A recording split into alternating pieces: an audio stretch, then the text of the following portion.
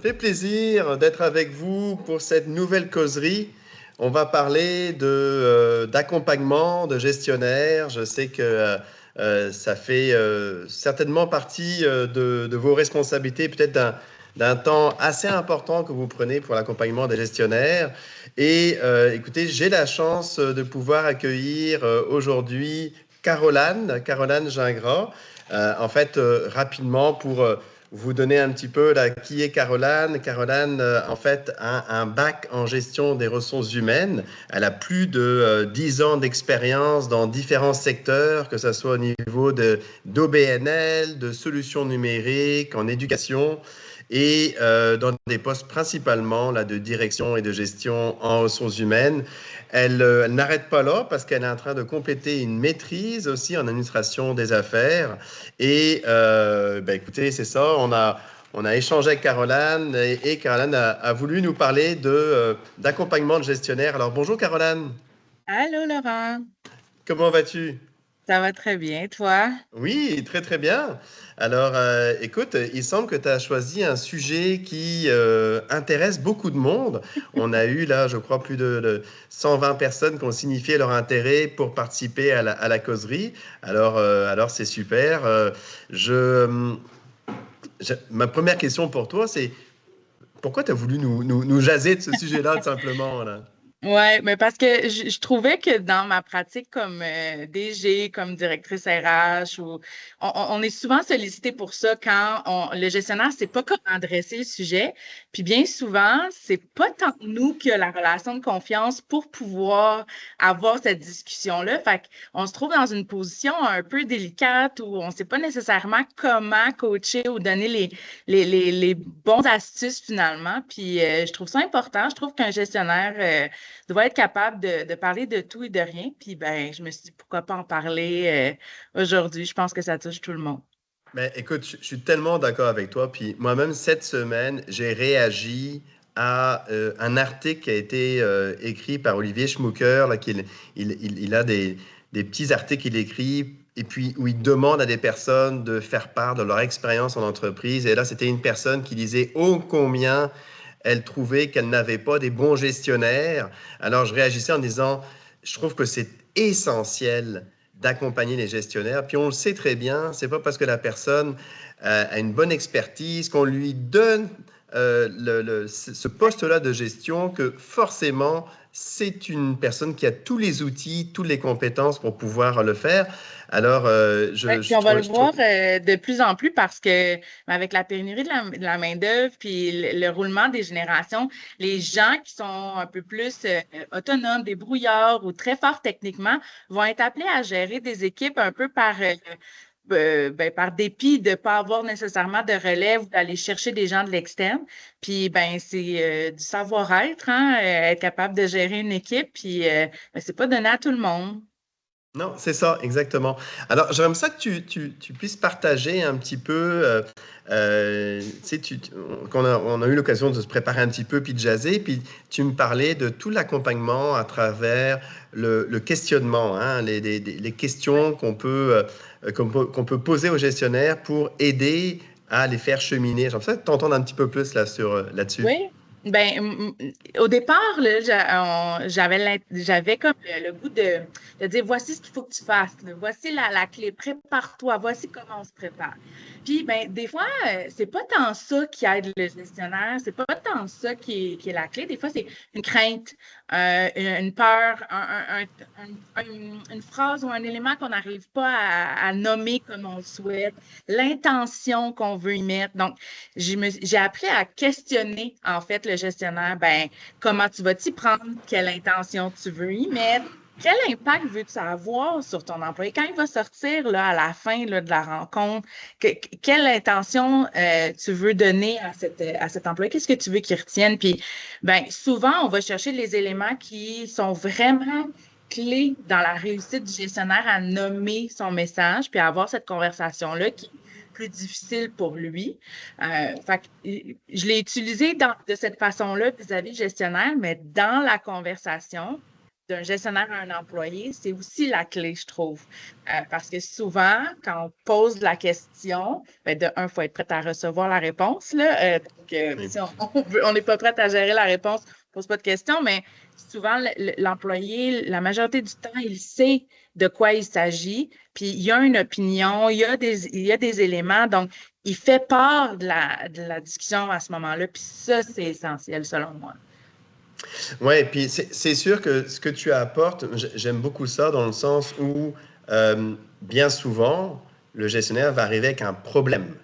Mhm. Et je peux imaginer que notre intention première, c'est de régler le problème. Oui, Lorsque de l'approche que tu donnes, toi, là, ce que je vois, c'est que c'est d'apporter une réflexion à savoir, toi, qu'est-ce que tu veux? Donc, au-delà du problème, hein, quelle est ton intention? Donc, je trouve oui. ça très, Je très puissant. parlais Ouais. avec des collègues justement là, de la thématique d'aujourd'hui, puis c'est une des choses qui m'a frappé de notre discussion puis qui a été soulevée, c'est comme gestionnaire, comme tu dis, on est axé sur l'action. On est axé à prendre action, à agir. Puis des fois, ou parfois, ou majoritairement, je dirais, il faut apprendre à, à acquérir l'information, à l'absorber, dire, bon, ben cette conversation-là, je me donne le rôle d'être à l'écoute. C'est aussi ça, être gestionnaire. C'est pas tout le temps d'être dans l'action. Il y a des moments pour être dans l'action, mais il faut aussi des moments où on est à l'écoute pour bâtir cette relation-là de confiance puis être capable d'avoir tu sais, un peu plus loin dans la conversation, on va y arriver, j'imagine, mais de bâtir quelque chose qui est plus mutuel, tu sais, qui est plus naturel de l'employé au gestionnaire que du gestionnaire à l'employé. Puis, ben ça, je trouvais ça vraiment intéressant de dire, ben comme gestionnaire, on est appelé, oui, à résoudre, comme tu dis, le problème, mais des fois, c'est pas nécessairement tout de suite et maintenant qu'il faut agir. Peut-être qu'on devrait prendre le temps d'écouter, de questionner, de bien comprendre, puis après d'agir en deuxième lieu. Des fois, c'est beaucoup plus riche, puis ben, la solution va perdurer aussi parce qu'on va vraiment avoir adressé le souci, l'ensemble de l'enjeu euh, d'une bonne manière ou d'une manière plus globale.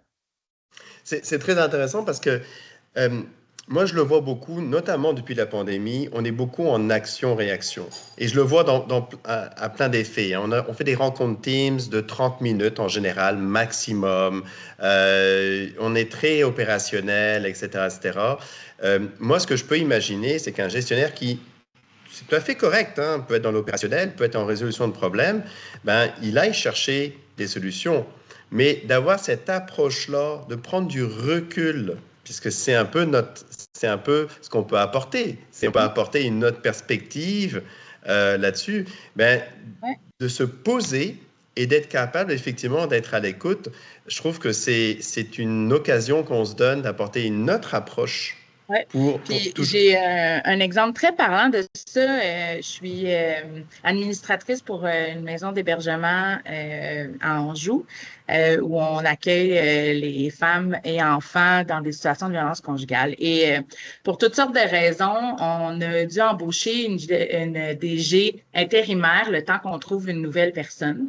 Et cette DG intérimaire-là m'a beaucoup appris, m'a beaucoup inspirée d'ailleurs, parce qu'elle arrivait dans un climat très difficile.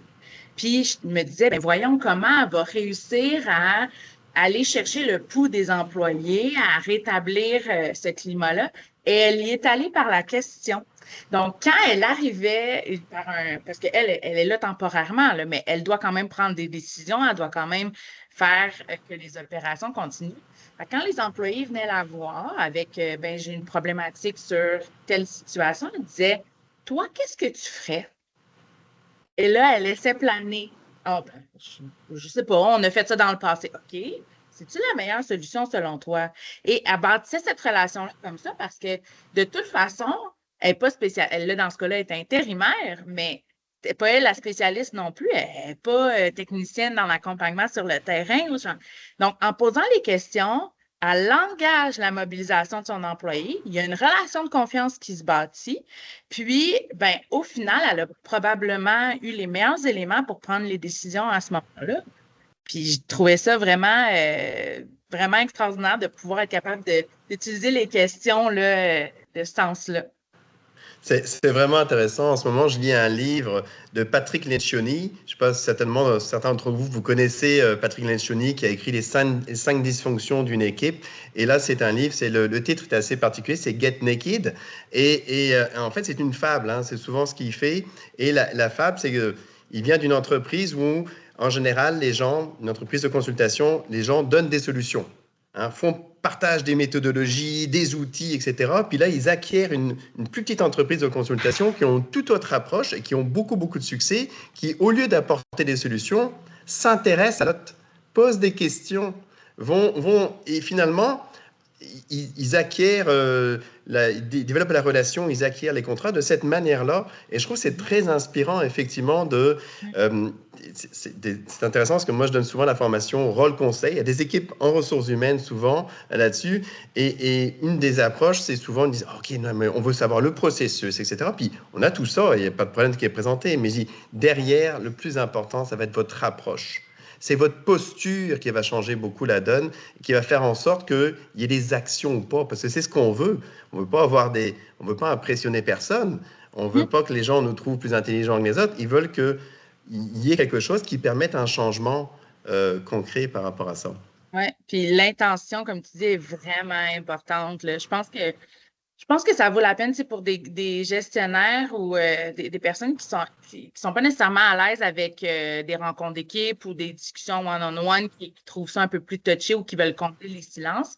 Avant la rencontre, prenez un 5 minutes, puis de se projeter, puis se demander comment je veux me sentir. Je veux-tu arriver là, puis essayer de combler toutes les vides, puis concentre qu'on est sur le stress, ou je veux arriver, puis prendre le temps, être présent, être concentré envers mon employé, envers mon équipe.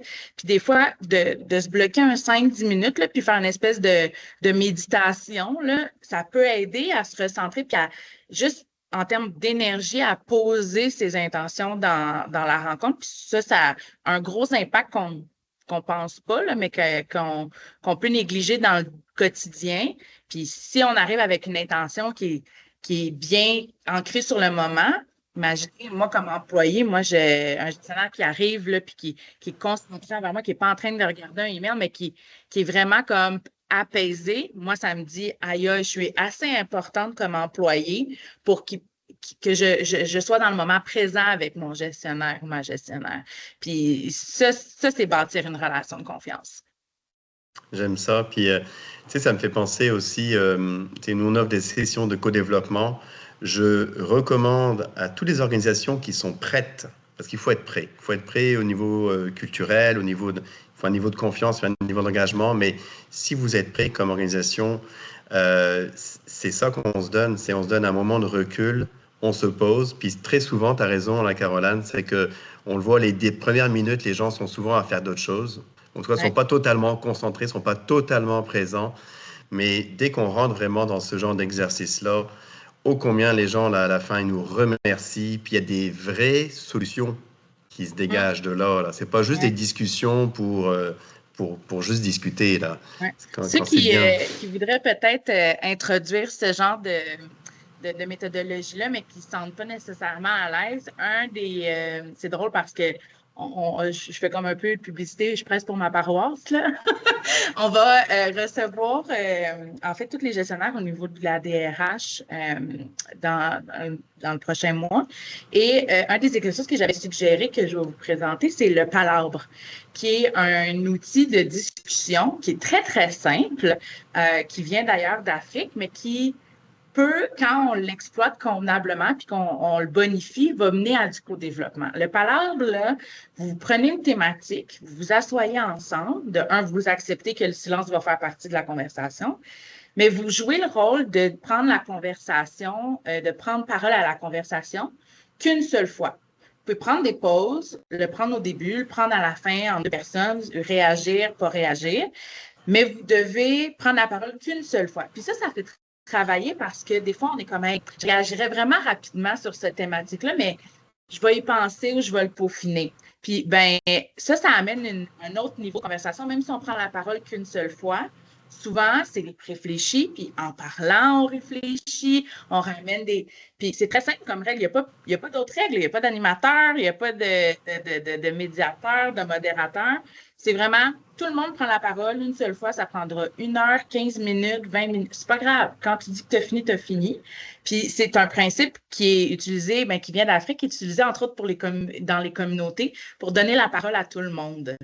Fait que c'est vraiment intéressant, puis ça vient solliciter toute la réflexion personnelle, mais l'écoute active aussi des autres, parce que quand tu as fini de parler, tout ce qui te reste, c'est écouter. C'est intéressant, j'aime ça, j'aime ça. Comment pour que tout le Le, monde on puisse... oui, le palabre, Palabre. Tu parles, Caroline, de questions puissantes, de prendre le temps avec les gestionnaires. Je peux imaginer, puis peut-être certains de ceux qui nous écoutent se disent, oui, mais moi, c'est compliqué. Est-ce que vous, ça a été, ou est-ce qu'il y a des fois encore des obstacles? Oui, bien, il y a, moi, je me souviens de gestionnaires qui disaient, j'ai pas besoin de one-on-one, ou même quand j'en fais, l'employé ne parle pas. Tu sais, comme, j'ai pas le retour que je souhaite. Puis c'est compliqué d'aller chercher le retour parce que j'ai l'impression de faire vivre un mauvais quart d'heure à mon employé, tu sais. Puis oui, ça arrive. Puis j'ai le goût de dire c'est normal. Il y a personne qui est bon en ski sans tomber, tu sais. Puis une bonne communication vient avec des malaises, puis il faut l'accepter. Il faut accepter d'être inconfortable. Il faut accepter de ne pas avoir la réponse. Ça, des fois, ça semble être un peu niaiseux, j'ai le goût de dire, là, mais de dire, hey, c'est une bonne question, j'en prends note, j'ai pas la réponse, je vais te revenir. C'est tout, des fois, là, c'est tout ce qu'on a besoin de dire. On n'a pas besoin d'inventer une réponse sur le moment. Ben, aller solliciter l'autre, c'est poser les bonnes questions, c'est se préparer, c'est y mettre une intention, puis ça mixe le technique, ça mixe j'ai rédigé quelques questions, j'ai une thématique, je me suis préparée, mais ça mixe le savoir-être, oubliez-le pas. Puis le savoir-être, là, ça ne s'apprend pas dans un cours, là. Fait qu'il faut le pratiquer. Fait qu'il faut accepter là, que ça soit inconfortable, puis qu'on ne soit pas meilleur la première fois, puis qu'on va s'ajuster, tu sais. Mais faites-vous confiance. La majorité du temps, les gestionnaires connaissent les employés. Vous les connaissez très bien. Ben, c'est juste le petit saut, le petit orgueil des fois qu'il faut passer outre, puis c'est correct. Pour ceux qui ont la merveilleuse chance d'avoir des RH dans leur compagnie, ce que j'aime bien proposer, c'est dire invite-moi à quelques rencontres, à tes one-on-one, à tes rencontres d'équipe. J'ai pas besoin d'intervenir, mais je vais regarder la dynamique. Je vais regarder comment tu t'y prends. Puis je pourrais peut-être te coacher ou te donner des trucs. Puis des fois, c'est des trucs très simples. Puis c'est très concret. Puis tu sais, on vient pas alourdir la rencontre. On n'essaie pas de débaucher la meilleure formation puis convaincre que ça va coûter 2000. On est juste présent à quelques rencontres. On fait des suivis. J'ai même fait des mini-rencontres, sessions de 2, 3 gestionnaires qui avaient les mêmes préoccupations, qui étaient des nouveaux gestionnaires sur des nouveaux postes, puis dire, ben OK, c'est quoi, explique-moi, c'est quoi les problématiques ou les enjeux que tu rencontres. Puis on va défaire ensemble, puis je vais aller te voir en action, puis je vais te demander qu'est-ce que tu retiens, qu'est-ce que tu as de la difficulté, puis on va le travailler, on va l'échanger ensemble. Tu sais, je pense que c'est le rôle des RH aussi d'être là, d'être présent, puis plus vous leur donnez du jus, comme on dit, ben, plus ça va être facile pour eux de vous guider puis de vous donner le support puis les outils nécessaires. Souvent, on a peur de les inviter parce qu'on pense ils vont être très critiques à notre égard, mais tu sais, on est des humains, là, je ne suis pas plus meilleure que des gestionnaires, j'apprends aussi, tu sais. C'est drôle parce que je regarde un petit peu les personnes qui y ont, qui se sont inscrites. Donc, la plupart d'entre vous, vous êtes des professionnels en ressources humaines. Hein, c'est des personnes en ressources humaines qui sont inscrites. Puis, je peux imaginer que certaines personnes diraient, ben, j'aimerais ça, mais j'ai pas le temps. J'ai pas le temps de pouvoir assister à des rencontres organisées par des gestionnaires et leurs équipes, ou j'ai pas le temps. Je suis déjà sous l'eau par rapport à certaines choses. Qu'est-ce que tu pourrais leur répondre là-dessus? Ben, t'as pas besoin d'être à la rencontre d'une heure ou d'une demi-heure. Tu peux être là 5 minutes. Hmm. Tu vas voir tout de suite l'interaction, la dynamique. Une autre des choses, c'est quand tu auras un 5 minutes, va voir l'employé ou les employés qui ont été à la rencontre, puis préalablement, parle-en avec le gestionnaire là, et son autorisation, mais dire comment tu as trouvé, qu'est-ce qui était efficace, qu'est-ce qui ne l'était pas. Puis on réinvente pas les problématiques et les enjeux. Là. Les problèmes pas les problèmes de communication, mais les peurs, les craintes des gestionnaires à adresser des choses sont pas mal les mêmes. Là. C'est une question d'ego, d'inconfort, des fois de terminologie. On n'est pas en train de faire une grosse enquête. Des fois, puis c'est des tout petits trucs qui peuvent faire toute la différence. Une des choses, d'ailleurs, je vous donne un de mes trucs préférés, c'est la question complémentaire. Quand on se présente devant quelqu'un, puis qu'on veut être en position de pouvoir, par exemple, ben, on va se faire poser des questions, puis souvent, on a peur de donner la réponse, puis pas avoir la bonne réponse, puis pensez à la question complémentaire. Du moment où vous donnez une réponse, il peut y avoir une question complémentaire à ce que vous venez. Êtes-vous capable d'y répondre? Si la réponse est oui, vous allez voir que vous allez être vraiment moins stressé. Puis souvent, la question complémentaire n'arrive pas là, parce quand on sait ça, on veut répondre spécifiquement à la question, on est beaucoup plus concis, puis ça enlève un poids systématique, puis c'est beaucoup plus efficace. Juste la question complémentaire vient probablement régler un bon 20% des problèmes, c'est comme de communication. J'aime ça, j'aime ça, j'aime ça.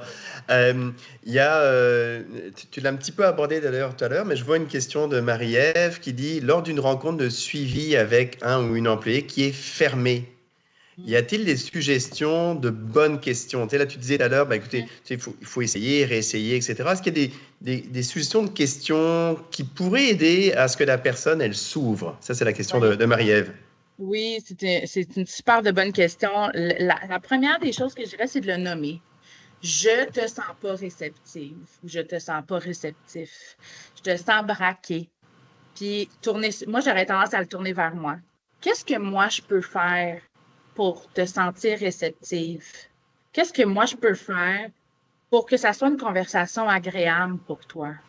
Parce qu'au final, j'ose croire que Marie-Ève veut ça pour le bien de son employé. Donc, si elle peut ajuster sa façon de l'approcher, peut-être que l'employé a vraiment peur de se faire chicaner parce qu'antérieurement, c'est ce qu'elle a vécu, ben, elle peut le nommer, puis ça permet au gestionnaire de l'ajuster puis de dire non, non, regarde, moi, je peux te promettre X, Y, Z que ça n'arrivera pas ou que je vais fonctionner de cette façon-là si ça l'arrive. Moi, j'aurais tendance à aborder la question, ben, la situation de cette façon-là, directement. OK, OK, OK. Mais c'est bon, Marie-Ève a brisé la glace. Maintenant, il y a d'autres questions qui arrivent aussi. Là. As-tu donc une personne qui pose... Avez-vous un exemple concret là, de questions complémentaires là, pour... De questions complémentaires? Ouais. Oui, quand on négocie, par exemple, son salaire, ben, on se prépare tout à la question, mais pourquoi tu le mérites? Puis là, on fait la liste de tout ce qu'on a fait.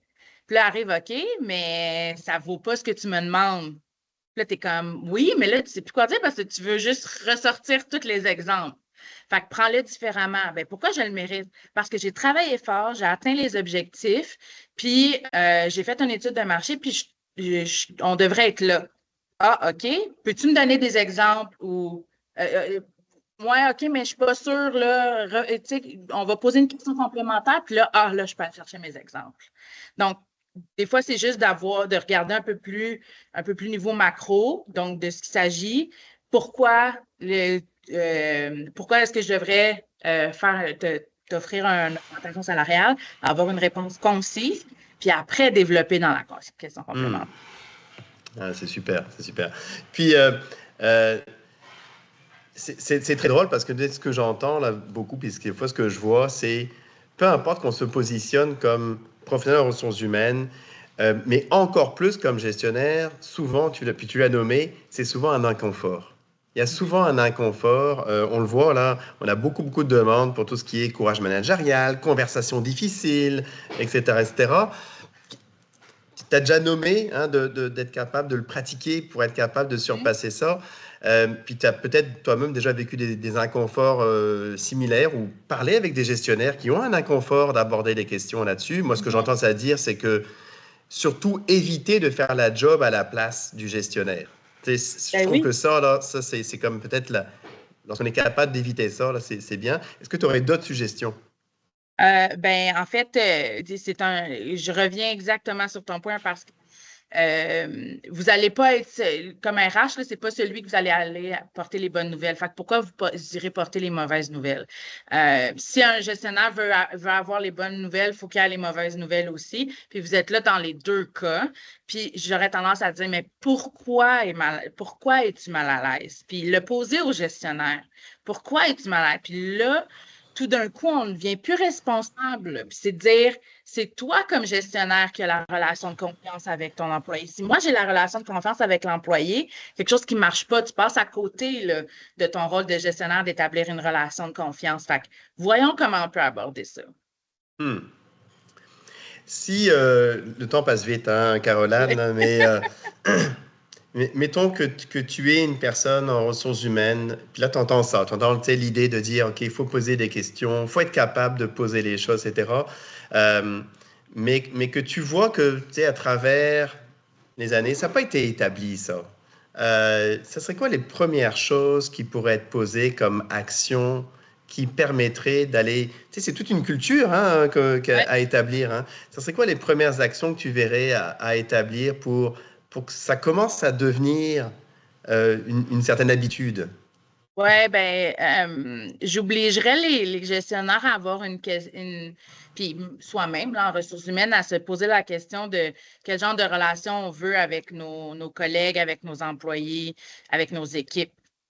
Puis ça, c'est important de bien le cerner parce qu'après, on peut y mettre des intentions puis on peut y mettre des actions. Des fois, on a tendance à faire l'inverse. On va mettre une série d'actions, une série d'intentions, puis on va s'y perdre, puis ça ne sera pas plus efficace que de prendre en action finalement.